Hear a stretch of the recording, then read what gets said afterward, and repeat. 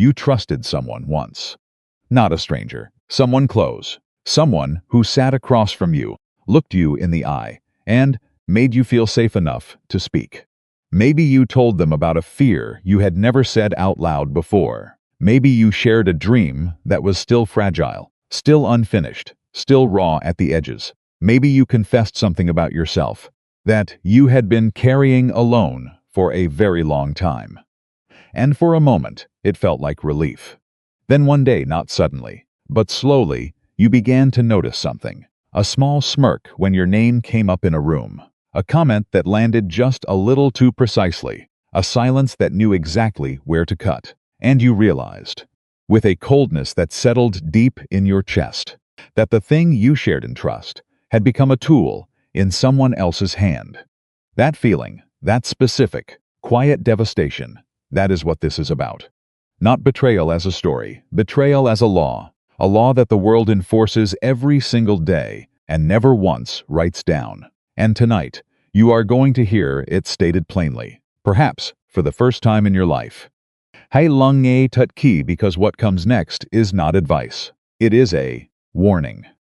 And the difference between those two things is the difference between someone who guides you and someone who is trying to save you. Friedrich Nietzsche spent his entire life watching honest men fall, not because they were foolish, not because they were weak in the traditional sense, but because they were open, because they believed that the world would meet their honesty with honesty in return. He watched silence protect the powerful. He watched confession bury the good. And from that watching, he extracted something that most philosophers never dared to say clearly. The world does not reward honesty. It rewards control. Read that again, not quickly, slowly. Let it settle somewhere uncomfortable inside you, because that discomfort is the beginning of understanding.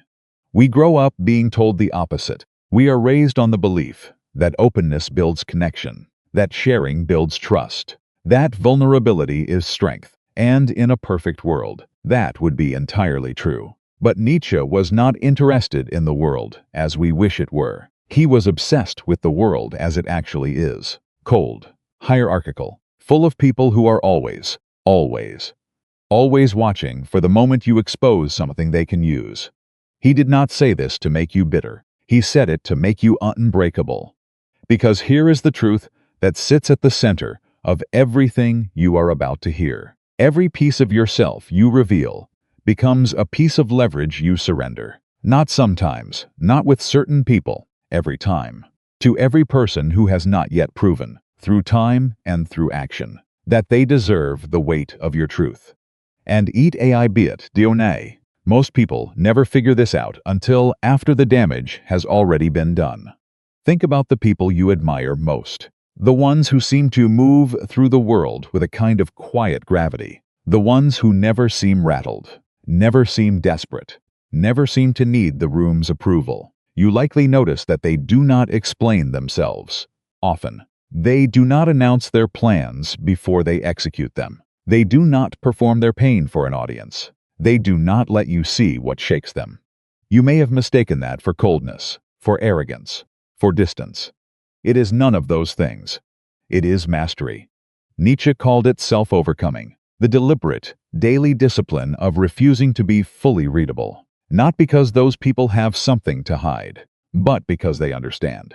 At a level most people never reach. That being readable is the same as being controllable, and being controllable is the slow death of everything you are trying to become. There are 4 specific things that fall under this law. 4 categories of self-revelation that the world conditions you to share freely, even eagerly, and that Nietzsche identified as the 4 most dangerous gifts you can give to the wrong person. Your true ambition, your real pain, your next move, and what truly controls you. These are not random. They are not arbitrary. Each one is a door. And once someone knows what is behind each door, they no longer need to force you. They simply need to walk through. Hai long nghe tut ki here, because this is where most people stop reading and start reacting. They hear this and they say, but surely not everyone is a threat. Surely some people deserve to know these things about me. And that response is understandable. It is human. It comes from a real place of longing for genuine connection. But that response misses the point entirely. Nietzsche was not telling you to trust no one. He was telling you something far more precise and far more dangerous to ignore. He was telling you that trust given through emotion rather than through evidence is not trust at all. It is exposure dressed in the language of love. You have felt this. The moment at 2 in the morning when something inside you breaks open and you tell someone everything because the silence had become too heavy and they happen to be there. The rush of relief that follows. The warmth. The sense of finally being seen. And then, weeks later, the slow realization that you handed a map of yourself to someone who had not yet earned the right to read it. That is the trap. That is the specific mechanism Nietzsche was warning against. Not cruelty, not calculated manipulation, just the ordinary human mistake of confusing the need to be seen with the wisdom to choose who sees you. Because at ibit, Dionne, the most dangerous person in your life is rarely the one who approaches you with obvious hostility. It is the one who approaches you with warmth, collects your confessions piece by piece over months and years, and waits quietly, patiently, until the moment your openness becomes more useful as a weapon than as a bond. By then, the collection is complete. Your fears, your dreams, your plans, your pressure points, everything mapped, everything filed, everything ready. And you gave it all away freely, in moments of trust, in moments of pain, in moments when you simply wanted someone to sit inside the weight of your life with you for a little while. This is not a story about evil people. This is a story about a law. And laws do not care about your intentions. They only care about what you do. So tonight, over the next several minutes, you are going to hear each of the 4 things in detail, not as a lecture, not as a list, but as a slow dismantling of the story you were told about yourself and the world, replaced by something colder and stronger, and ultimately far more useful. But first, before we go any further, there is one thing you need to understand about everything that follows. One piece of context that changes the meaning of all 4 rules entirely. These 4 things are not separate warnings. They are one single law wearing 4 different faces. And the moment you see the law, clearly the real law, the one hiding underneath all 4, you will understand not just how to protect yourself, but why you kept getting hurt in the same way, by different people, in different years, in different rooms, wearing different names. The answer has been there the entire time, and it has nothing to do with the other person. It has everything to do with what you kept choosing to hand them. If this is already making you think of someone a moment, a conversation, a confession you wish you could take back, drop the name of the city where you are watching this right now in the comments below. You are not alone in this, and if you have not subscribed to this channel yet, do it now. Because what comes next in part 2 is where this goes from uncomfortable to genuinely life-changing. And what you keep handing them is yourself. Not all at once, never all at once. That is the part that makes it so difficult to see until it is already over. You hand yourself over in pieces. A small truth here, a quiet confession there, a moment of frustration that reveals more than you intended, a dream you mentioned too early, to the wrong person, in the wrong room, at the wrong time.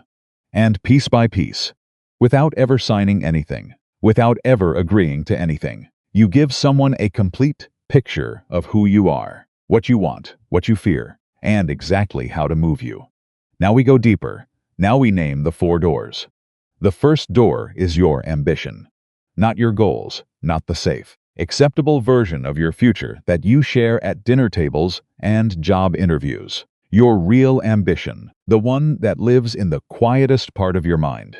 The one you return to at night when everything else goes silent. The one that feels almost too large to say out loud. Because saying it out loud makes it real, and making it real means it can be taken from you. That ambition, the true one, is the most dangerous thing you can reveal too early. Here is why. The moment you announce what you are building before it is built, You do not inspire the people around you, not most of them. What you actually do is activate something ancient and ugly in the human mind. Something that looks like encouragement, but functions like sabotage. Bankanyendra, Dionai, comb the people who respond to your dreams with the most enthusiasm in the beginning, are often the same people who, months later, are quietly celebrating your slowest days. Not because they are monsters, because they are human. Because your ambition, stated too openly, too early, becomes a mirror that makes them feel the distance between where they are and where they wanted to be. And mirrors, when they are uncomfortable, do not stay mirrors for long. They become weapons. Nietzsche wrote, "The higher we soar, the smaller we appear to those who cannot fly." He was not being arrogant. He was being precise. He was describing an observation, not a judgment. And the observation is this: your rising makes other people aware of their stillness, and awareness of stillness, in people who are not yet ready to move, produces one consistent response.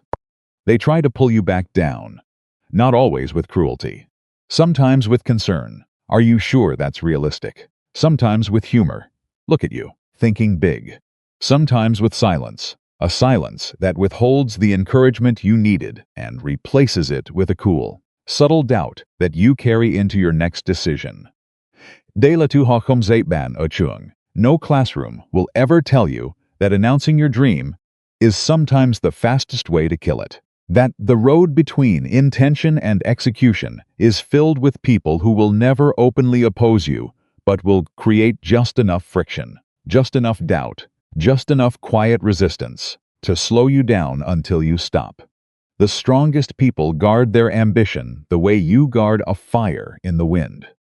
Not because they are ashamed of it, but because they understand that fire needs oxygen to grow. And some people, the moment they see your flame, immediately begin looking for ways to remove the air. So the first door closes. You stop announcing. You start executing. You let the results speak. Because results, unlike intentions, cannot be argued with. But the second door is harder. Much harder. The second door is your pain. And this one is harder because we have been conditioned to believe the opposite with absolute conviction. We are told that sharing pain is healing, that vulnerability is connection, that the people who love you deserve to see your wounds. And in a world populated entirely by people with pure intentions, that would be perfectly true. But ban konyentrata dionai.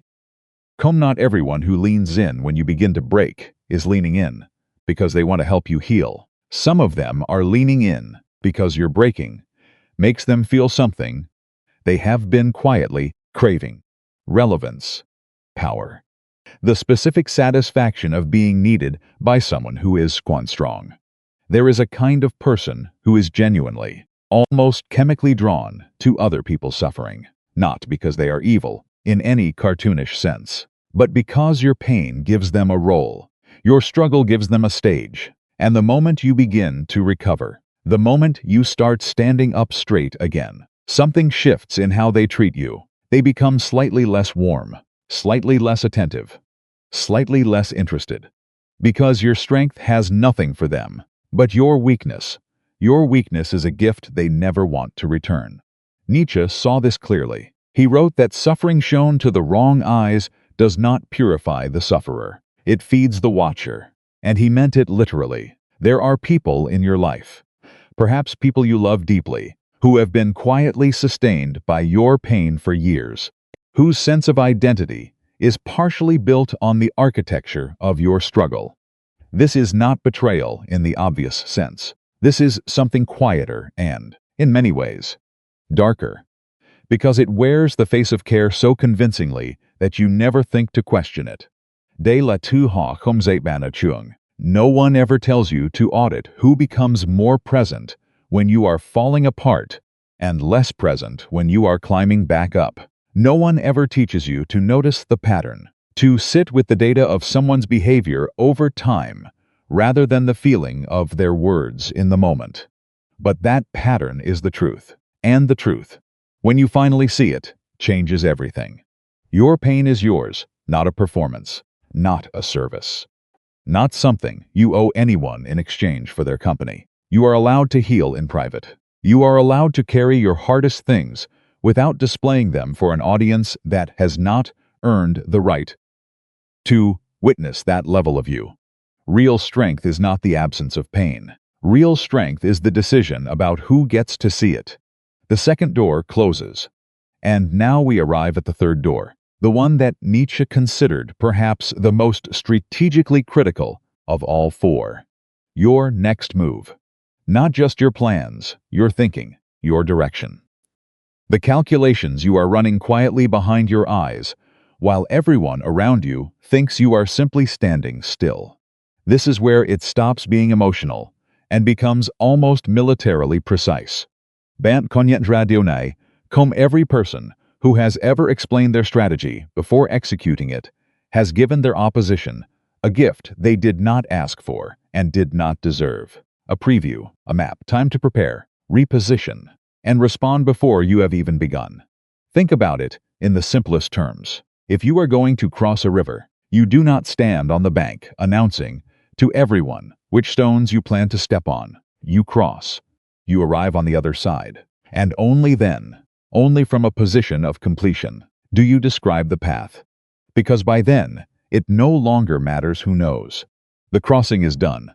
Nietzsche believed that action divorced from announcement was one of the purest expressions of power a person could demonstrate. Not because secrecy is noble in itself, but because the gap between intention and execution is where most people are destroyed, not by their own failure, but by the interference of others who had too much information and too much time.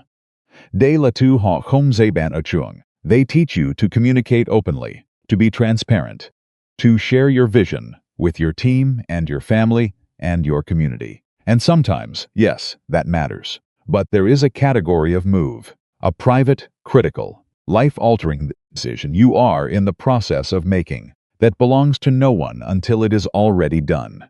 The promotion you are pursuing, the business you are building, the relationship you are leaving, the city you are planning to move to, the person you are becoming. None of these require an audience during construction. Only after. Only when the walls are standing and the roof is solid and the thing can no longer be dismantled by someone else's doubt or interference. The third door closes. 3 down, 1 remaining. And the fourth door is the one that Nietzsche guarded most carefully of all. The one he returned to again and again in his writing, not because it was the most complex, but because it was the most devastating when left open. It is the door to what truly controls you. Your trigger, your pressure point, the one thing, the one word, the one specific silence or form of rejection or tone of voice that can collapse your composure in seconds. The lever that, once discovered, does not need strength to pull. It only needs knowledge.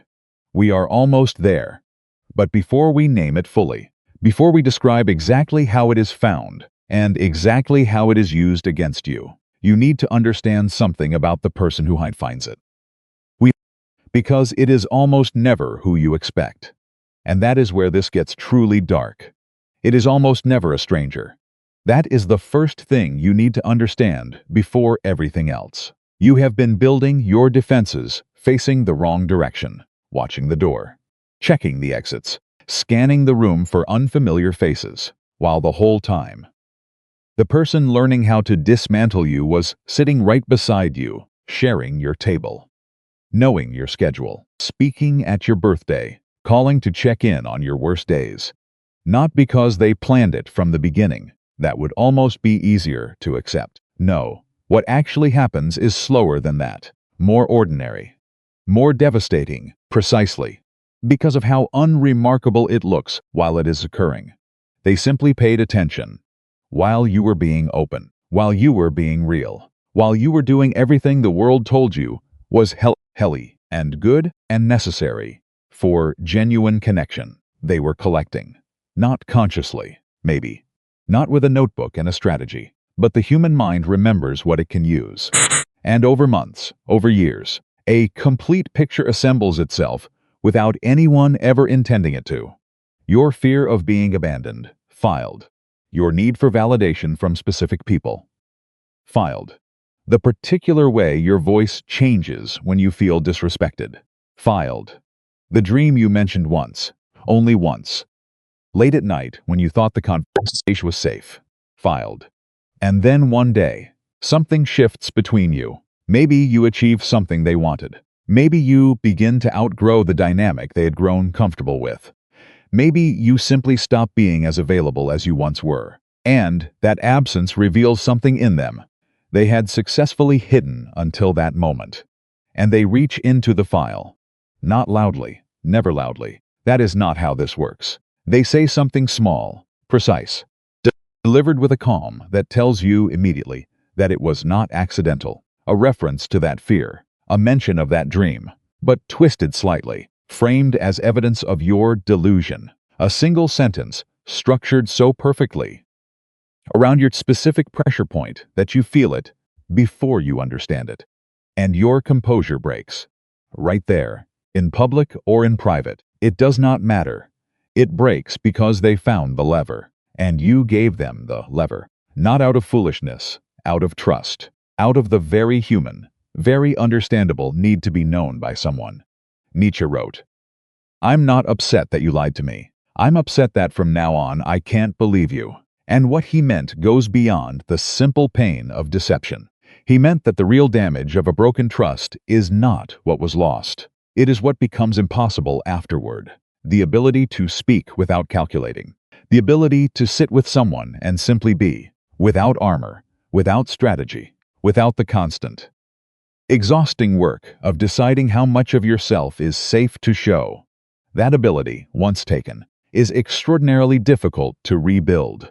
And here is the first mini-climax, the thing that most people feel but never say out loud. You already know who this is about, right now. As you are hearing this, a face appeared in your mind, a name, a moment, a specific conversation you have replayed more times than you want to admit. You did not have to search for it. It was already waiting. That is not coincidence. That is recognition. And recognition is the beginning of the only kind of power that actually protects you. Not the power to hurt them back, not the power to expose them. The power to understand the mechanism so completely that it can never be used on you again. But we are not there yet. Because before the understanding comes the darkest part of the truth.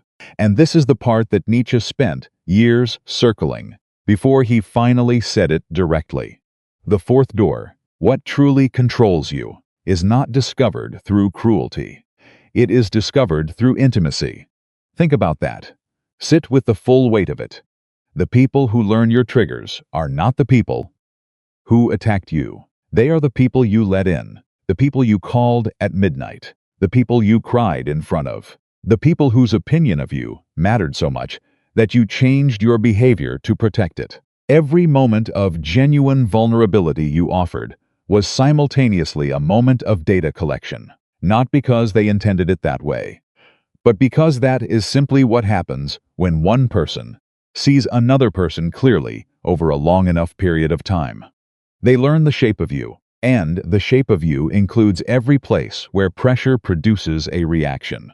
And here is where you need to hear something that will be difficult to receive. The secret for harvesting from existence the greatest fruitfulness and the greatest enjoyment is to live dangerously. Nietzsche said that.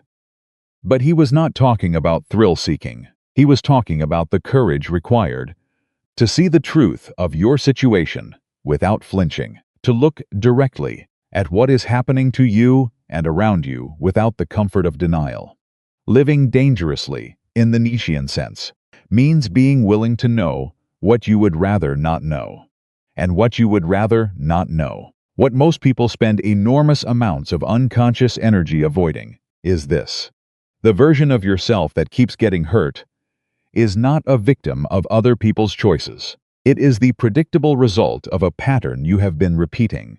A pattern of handing the map to people before they have proven they know how to read it responsibly. A pattern of mistaking the feeling of being seen for the reality of being safe. These are not the same thing. Being seen feels like relief. Being safe is built through time. and de la diotedoitatka, the twist. The thing that reframes everything you have heard up until this moment. You have been listening to this as a warning about other people, about what they might do with your secrets, about how to protect yourself from the collectors, from the ones who file and wait and press the lever at the perfect moment. But the real warning was never about them. It was always about you, specifically, about the part of you that needs to be known so desperately that you will take the risk every single time, the part of you that, even after being hurt, even after watching the pattern complete itself again, will find a new person, a new room, a new midnight conversation, and begin opening the same doors. Because the longing to be fully seen is not a weakness. It is one of the most fundamentally human experiences that exists. Nietzsche knew this. He did not condemn it. He said it was the source of both our greatest creativity and our most catastrophic vulnerability.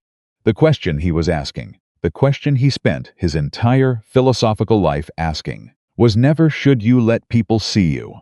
It was have you seen yourself first? Because here is the mechanism that almost no one talks about. The reason the lever works, the reason that one precise comment from the right person can collapse you in seconds, is not because they are powerful. It is because part of you believes what they are implying. Read that again. The trigger only triggers because somewhere inside you, in a room you do not visit often, there is a version of yourself that has already accepted fear as true, that you are not enough, that the dream was too large, that the wound never healed as completely as you told everyone it did, that you are more controllable than you want to appear. And when someone presses that point, they are not introducing a new idea. They are confirming one you have been quietly carrying. This is the real fourth door, not what other people know about you, what you know about yourself, that you have never been brave enough to face directly. Because the moment you face it, the moment you walk into that room and look clearly at what is actually there, the lever stops working. You cannot be manipulated by a fear you have already confronted. You cannot be destabilized by a doubt you have already examined. You cannot be controlled through a wound you have already chosen to heal on your own terms, in private, without an audience, without performing it for anyone who does not deserve the show. This is what Nietzsche meant by self-overcoming, not the dramatic, cinematic version, the quiet, daily, unglamorous act of sitting with your own most difficult truths until they lose their power to destroy you. The three doors close from the outside. You decide what you reveal about your ambition, your pain, your next move. Those are decisions about the world. But the fourth door, the most important one, closes from the inside, and only you can close it. And only by doing the one thing that is harder than any external discipline. Telling yourself the truth. Now, right now, before you hear what comes next. Because what comes next is not about protection anymore. What comes next is about something Nietzsche believed was rarer than intelligence, rarer than strength, rarer than success in any form that the world would recognize. And almost no one who starts this journey actually reaches it. The question is whether you are one of the few who will. Rarer than intelligence, rarer than strength. Nietzsche called it sovereignty, the condition of a person who has stopped being ruled by what others think, what others know, and what others can take. Not because they have built walls, but because they have built something far more permanent inside themselves. Something that does not depend on keeping others out. Something that simply cannot be moved by outside hands, no matter how precisely they know where to push. You reach sovereignty not by learning to hide. You reach it by learning 4 things that the pain was always trying to teach you. 4 lessons, 1 for each door. And we begin with the first. The first lesson arrives the way most real lessons do. Not in a classroom, not from a book, but in a moment of loss. You had a dream. You were somewhere in the early stages of it, the part where it still felt fragile and enormous at the same time. And you told someone. Not because you were careless, because you were excited, because the dream had been living in silence for so long that sharing it felt like finally breathing after holding your breath underwater. And they smiled, said the right things, asked the right questions, and then, in the weeks that followed, began the slow, almost imperceptible work of creating distance between you and the thing you wanted. A comment about the odds, a story about someone else who had tried something similar and failed. A casual, friendly, entirely deniable erosion of your confidence, delivered with the face of someone who simply cares about you. And somewhere in that experience, without fully naming it at the time, you learned something. Hailang ne tet ki. Because this is the first lesson stated plainly. Ambition is not a social object. It is a private engine. And engines do not need an audience to run. They need fuel, and they need space, and they need protection from the elements until they are powerful enough to withstand exposure. Nietzsche wrote, "One must still have chaos in oneself to be able to give birth to a dancing star." The chaos he was describing is the unfinished thing, the dream before it becomes a plan, the idea before it becomes a result. That chaos is sacred. It is where everything real begins, and sacred things, it I biet dionai, do not survive being handled by people who cannot see their value. So the first lesson is this: you do not owe anyone a preview of what you are building. Your silence is not deception, it is devotion. Guard the chaos, birth the star alone. The second lesson comes harder, because it arrives not through the loss of a dream, but through the loss of something more intimate. The loss of a space where you believed you were safe to fall apart.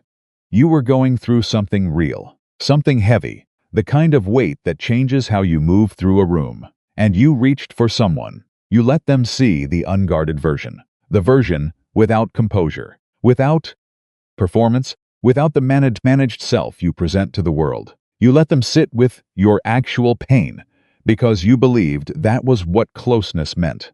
And for a while it felt true. They were present, attentive, warm in a way that felt specific to you and your suffering. But then, slowly, you began to notice. Your recovery made them restless.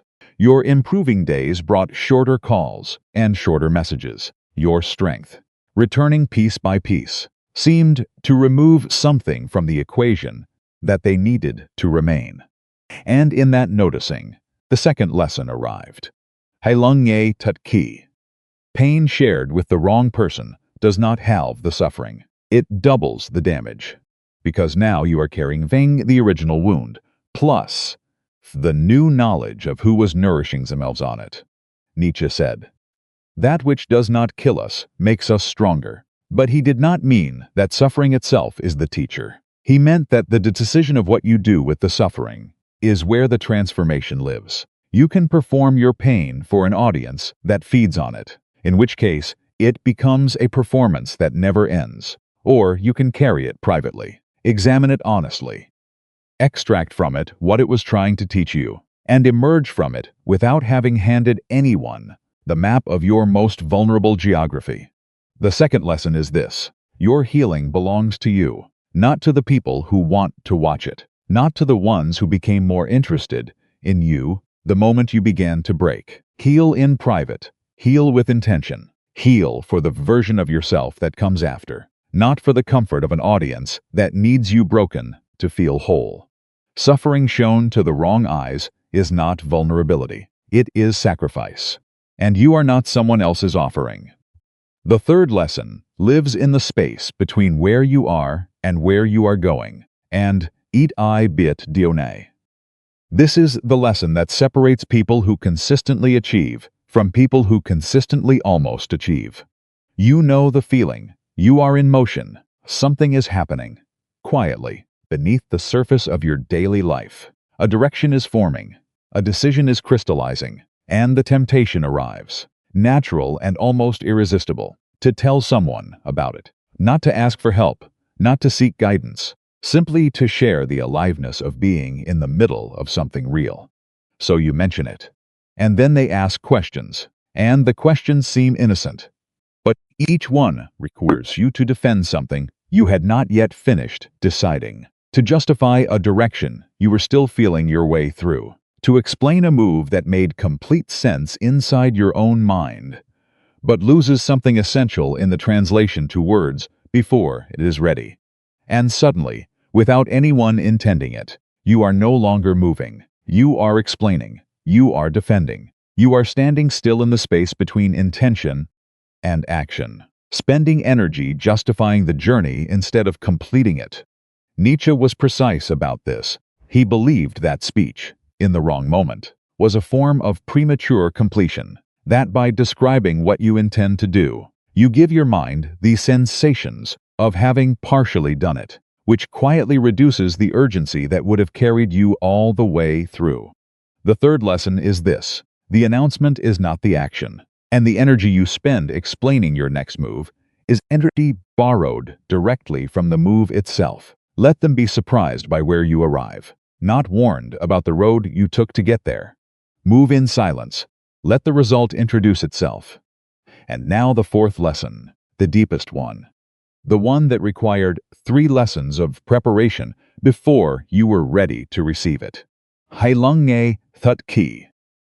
This is the one that changes everything at the root level, not just the behavior, but the internal architecture that was producing the behavior. You were controllable not because the wrong people found your pressure points. You were controllable because you had not yet gone into the room where those pressure points live and made peace with what you found there.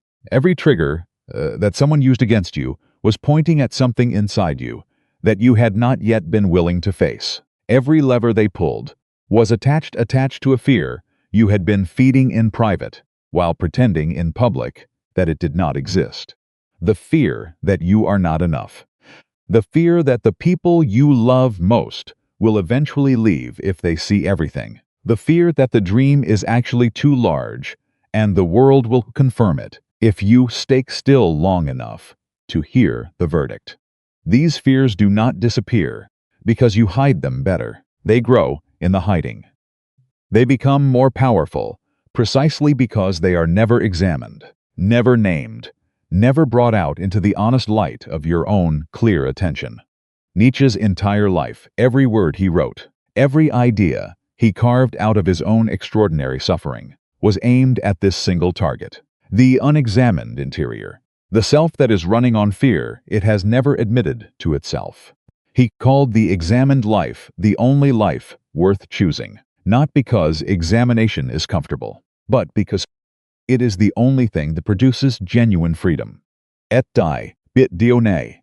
And it is the most important thing in all 4 parts of everything you have heard tonight. The people who could not hurt you are not the people with no access to your vulnerabilities. They are the people who looked at their own vulnerabilities so honestly, so completely, so without flinching, that the vulnerabilities lost half at their power to be used as weapons.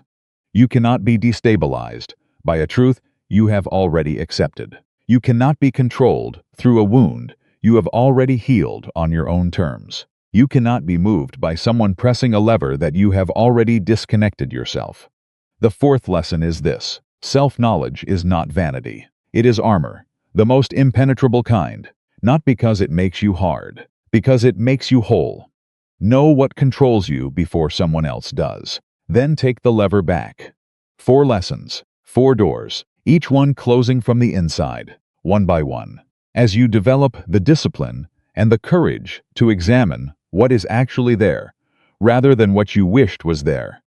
This is the beginning of sovereignty. Condition, Nietzsche believed, was the highest thing a human being could achieve. Not fame, not success, not the admiration of the world, but the quiet, unshakable reality of a person who is no longer available to be owned.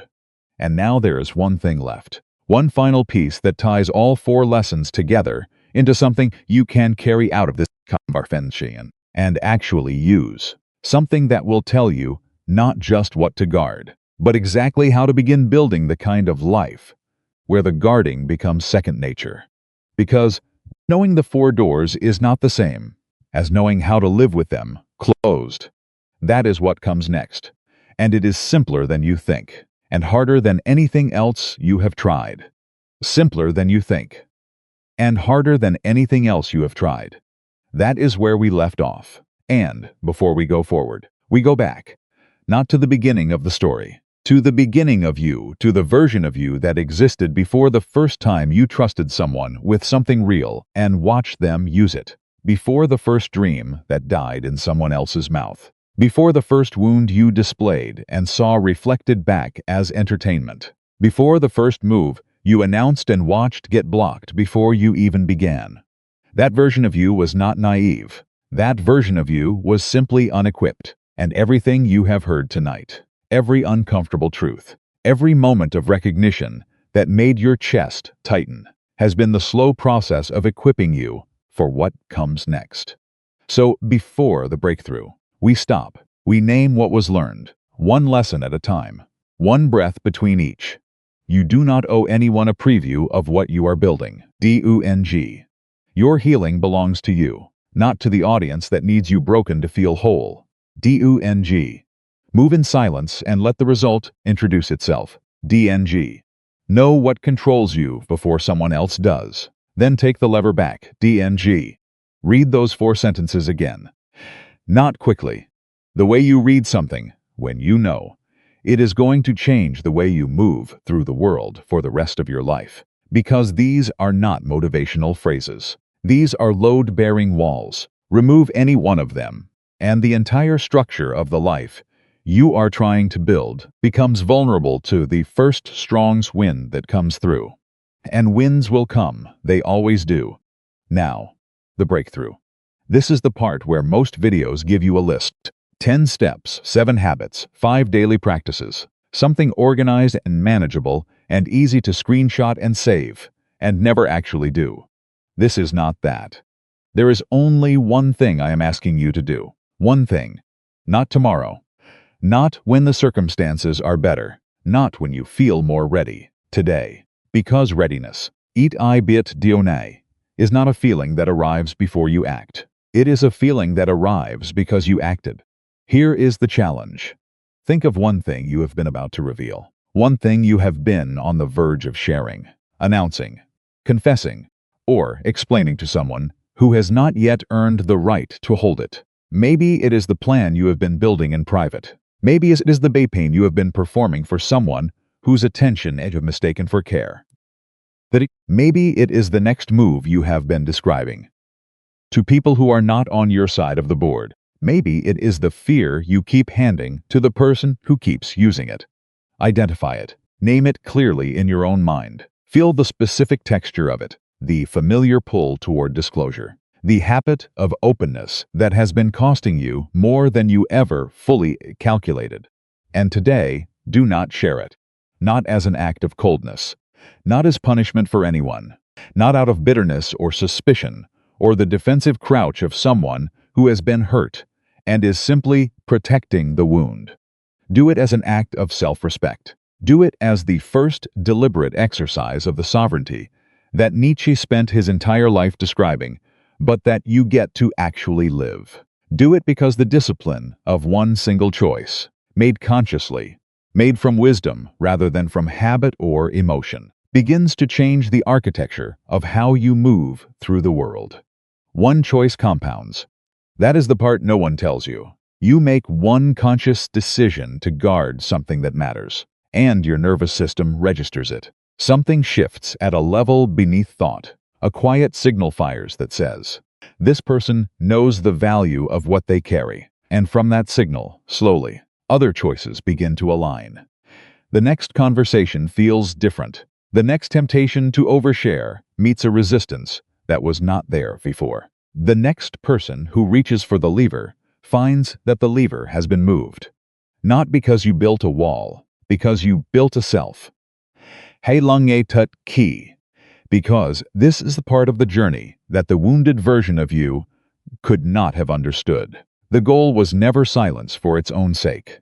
The goal was never to become unreachable, unknowable, sealed away from the kind of real human connection that gives life its meaning. The goal was selectivity, the discipline of knowing fictionalized between the person who has earned the difference and to person who has earned the weight of your truth and the person who simply arrived at the right moment when the weight became too heavy to carry alone. Because connection built on wisdom is not colder than connection built on desperation. It is warmer, infinitely warmer. Because when you finally share yourself with someone who has proven through time and action that they can be trusted with what you carry, the sharing becomes something entirely different. It becomes not exposure. It becomes intimacy, real intimacy. The kind that does not leave you scanning the room 3 months later, wondering what was used and how and when. That kind of connection is worth protecting the journey toward. And you protect it by refusing to give to everyone what was only ever meant for the rare few. Et I biet Dione. And it may be quietly, the most quietly radical thing in everything you have heard tonight. Boundaries are not walls. They are the shape of your self-respect made visible. And the people who are truly meant to be in your life, the ones who have the patience and the character to earn what you carry, will not be put off by them. They will be drawn closer, because they recognize in your discretion the same thing they practice in their own lives. Like calls to like. Strength recognizes strength, and sovereignty, true sovereignty, creates a gravity that draws toward you exactly the kind of people who deserve to be there. So today, one choice, guard one thing, not forever, not from everyone, just today, just this one thing, from the person who has not yet proven they deserve it. And see how you feel at the end of the day. Not the relief of having shared and been received. The other feeling, the quieter one. The feeling of having kept something sacred that was yours to keep. The feeling of having chosen yourself over the need to be seen. That feeling is the beginning of the person Nietzsche believed you were capable of becoming. Not louder, not harder, not colder. Simply undefeatable. And now there is a question I want to leave with you. Not to answer out loud, not in the comments, not to a friend, not even fully to yourself right now, just to carry. If the version of you that exists 5 years from now, the one who has closed all 4 doors, who has mastered the discipline of silence, who moves through the world with the quiet gravity of someone who knows exactly what they carry and exactly who has earned the right to see it. If that version of you could look back at this moment, at the you who is here right now, listening, recognizing, feeling the particular weight of everything that has been named tonight, what would they say to you? Not about what you should do differently, about what you already know that you have been pretending not to know. Because Nietzsche believed that the hardest truth a person ever faces is never about the world. It is about the distance between who they are and who they are capable of being. And the only thing standing in that distance is the decision to begin. You have already begun by watching this, by staying through the uncomfortable parts, by letting the recognition land instead of deflecting it. That is not nothing. That is, in fact, everything. Power is not loud. Power is not desperate. And power, as you now understand in a way you did not when this began, is never fully revealed. Neither are you, not to the world, not yet. But to yourself, starting today, you can be seen completely, honestly, without armor and without performance. Because the only witness who needs to see all of you in order for you to be free is the one looking back at you every morning. Start there, guard everything else. And if something in these 5 parts landed for you tonight, if one lesson hit somewhere specific, somewhere you recognized without wanting to, leave it in the comments. Tell me which door you have been leaving open. Tell me which lesson you are taking with you. Tell me the name of the city where you are watching this, because this conversation is happening all over the world right now, and that matters. Like this video if you believe that someone in your life needs to hear it, because the people who most need this are rarely the ones who will find it on their own. Share it with them, not as a message, as a gift. And if you are not yet subscribed to this channel, do it now. Because every week we go deeper into the ideas that the world keeps quiet and the truths that the comfortable life tries to talk you out of hearing. Nietzsche spent his life writing for a reader who did not yet exist. A reader strong enough to receive the truth without flinching. A reader who wanted to be free more than they wanted to be comfortable. He was writing for you, and you just proved him right.